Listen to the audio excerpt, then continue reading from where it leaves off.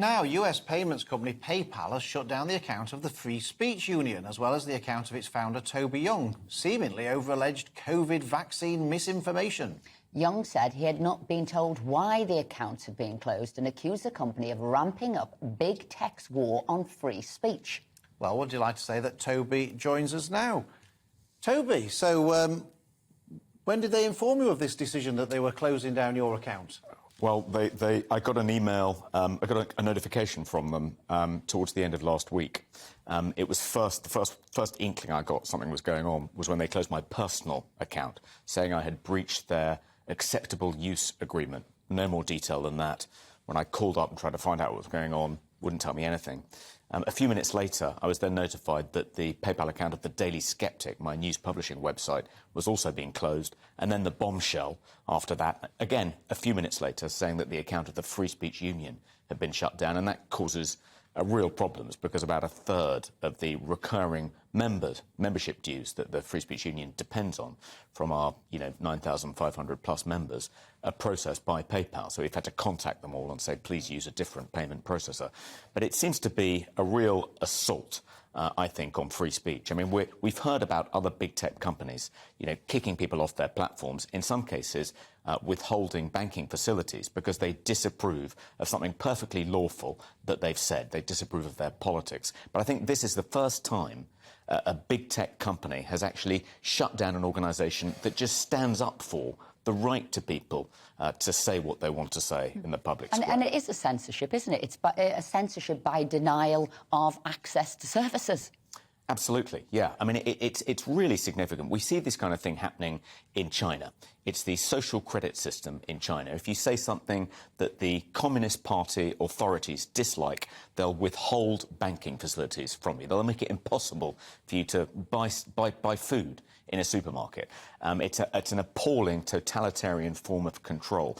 But we're now beginning to see the same thing in the West, except instead of ideological dogma being enforced by, the Communist Party, it's being enforced by these woke corporations. Now, what some people might say, well, look, PayPal, they're a private company in a free market. They should be free to be able to decide who they want to have dealings with and who they don't want to have dealings with. So as a freedom lover, do you not respect their freedom to be able to have dealings with whoever they want to or not? Well, I do respect their freedom of association as a Conservative, but I wouldn't defend their right to discriminate against a customer based on their religious beliefs or the colour of their skin. So nor do I think it's right that they should discriminate against customers on the basis of their political beliefs. And if they were operating in the UK, that would be unlawful. That would be a breach of the Equality Act. But because they're headquartered in Luxembourg and the mothership's in California, there's nothing we can do about it. If they had got in touch with you and said, we're going to give you a little bit of time to remove your money, get rid of it, put it into another account because we don't like you as a customer, and you probably didn't read all the pages before you signed up to have them as your PayPal, would that have been acceptable? Because it seems to me they just stopped it immediately, so that's all kind of money flow that is there in the account. So would you have been happy, or, well, not happy is the wrong word, but would you have accepted the fact if they'd warned you in advance? I was able to get the money out of all three accounts now, not initially, but after a bit I was. I would have been... And what was really galling about it, and the thing that made me so angry, Esther, is that they didn't tell me what I'd done wrong. They didn't say, look, you're in breach of this particular policy, correct your behaviour, or we'll close your account. They didn't say we've got a 3 strikes and you're out policy. It was just, you've been accused of this, we've found you guilty of this, we've sentenced you, there's no possibility of appeal and no possibility of parole. It was an infringement of the basic principles of natural justice. Well, I mean, the thing I suppose that I've thought about it is that we've got the government's proposed online safety bill, which envisages these massive US tech companies being the arbiter of what goes up on their sites and the protector of the public. What free speech is allowed and what isn't allowed in this thing. Things that are legal but harmful. Should this be a warning to us all that this online safety bill, this is what's going to come if this online safety bill goes ahead, and that the government must stop this online safety bill before we go down that route any further. Absolutely, Philip. I mean, we see what these big tech companies are doing to censor perfectly lawful speech that someone in the executive suite disapproves of, with the additional incentive of being told by the government they have to remove legal but harmful content from their platforms and demonetise and deplatform and cancel people that are saying supposedly harmful things, even though they're perfectly legal.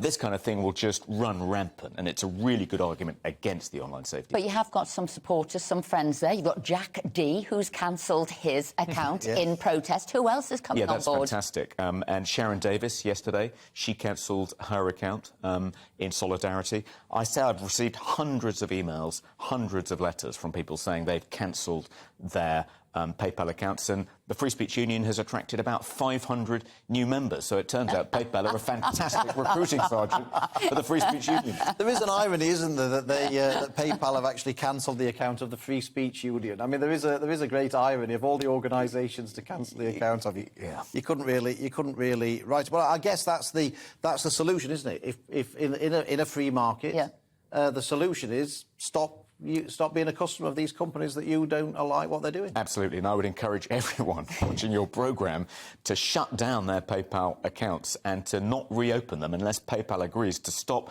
discriminating against people with perfectly lawful views, but with views they happen to disapprove of because they're not woke. It's not always that easy, is it, though, when you've got big, giant global companies who might only be one of one or two or three? It's not that easy. So these people are doing it now, but really are put in a very delicate situation.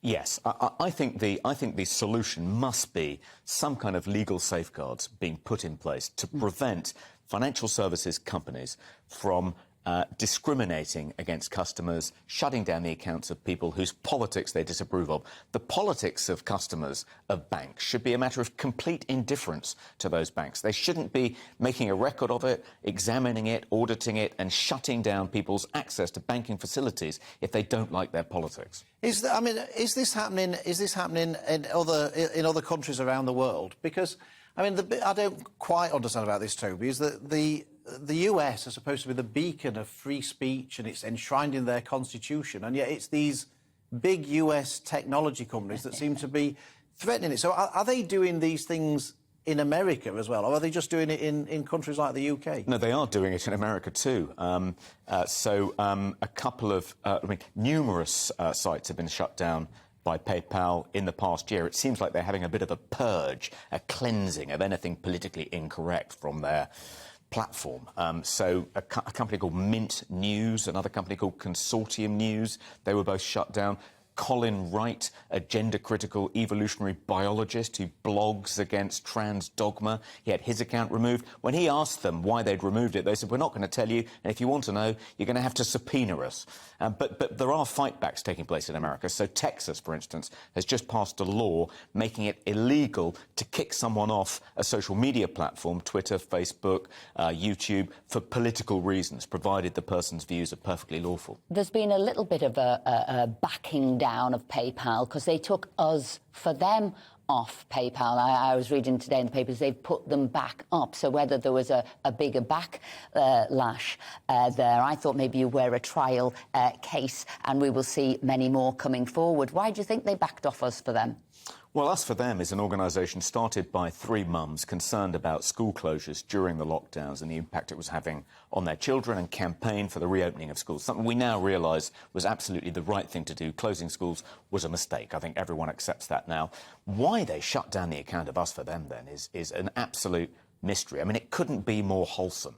They have, I think, campaigned against giving vaccines to children. So maybe that's it. We know that anyone who challenges any aspect of kind of the vaccine rollout, if they question the safety and efficacy of the vaccines, particularly for children, then they're often deplatformed. That's often a reason that they're described as disseminating COVID vaccine misinformation.